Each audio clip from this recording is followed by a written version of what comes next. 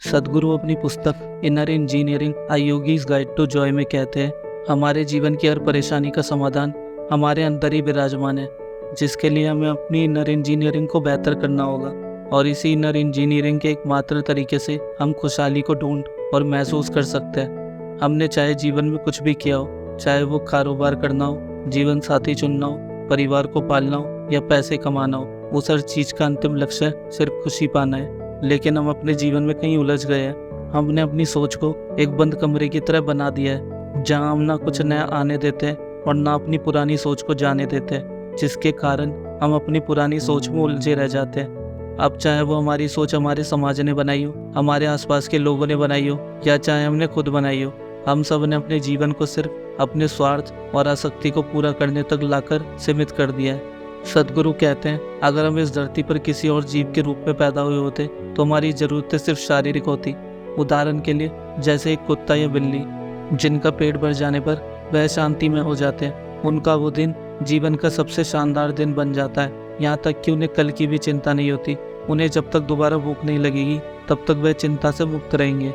लेकिन हम इंसान हैं तो हमारे लिए चीज़ें अलग होती है। खाली पेट की एक ही समस्या है, वो है भूख। लेकिन अगर पेट भरा हो तो सैकड़ों समस्याएं, और इन समस्याओं के जीवन में रहते हुए भी जीवन को अच्छे से जीने के लिए हमारे पास एक हथियार है, और वो है खुशहाली।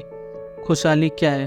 खुशहाली का सीधा सा मतलब हमारे भीतर प्रसन्नता की एक गहरी भावना को जगाना है।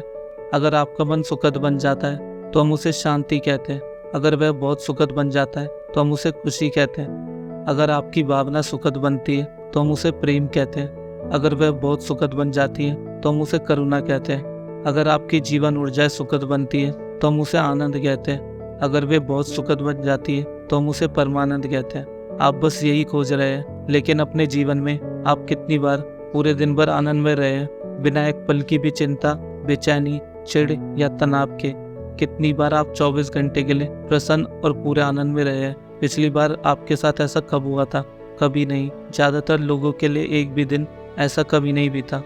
लोगों की खुशी हमेशा अस्थायी होती है। लोग वहाँ पहुँच तो जाते हैं, लेकिन अपनी आदतों के चलते वहाँ से फिर गिर जाते हैं। इसको एक उदाहरण के तौर पर देखते हैं। आप तैयार होकर घर से बाहर निकलते हैं और कोई इंसान आपकी तारीफ कर देता है तो आप 7वें आसमान में पहुँच जाते हैं। आप खुशी के एक अलग स्तर को महसूस करने लगते हैं। लेकिन जब आप घर लौटते हैं और घर के लोग आपको बताते हैं कि आप वाकई कौन हैं, हर चीज़ चकनाचूर हो जाती है। हमें अपने भीतर से खुश रहने की जरूरत क्यों है? जब आप अंदर से खुश होते हैं तब आप स्वाभाविक रूप से अपने आसपास की हर चीज के साथ मधुर होते हैं, चाहे वह कोई जीव हो या कोई वस्तु। तब आपको दूसरों के साथ अच्छा होने का निर्देश देने के लिए किसी ग्रंथ, किताब या दर्शन की जरूरत नहीं होती। एक शांत समाज और एक आनंदमय दुनिया बनाने के लिए मन की प्रसन्नता एक अचूक इलाज है।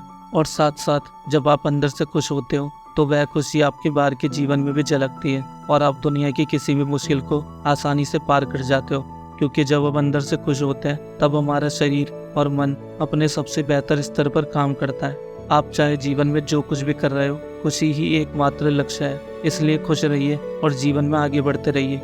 दोस्तों, अगर आपको ये वीडियो पसंद आई हो तो बॉब प्रॉक्टर के द्वारा बताई गई लॉ ऑफ अट्रैक्शन टेक्निक कैसे काम करती है, जानने के लिए राइट साइड पर आ रही वीडियो पर क्लिक करें। अंत में मैं यही कहूँगा, मंजिल जरूर मिलेगी।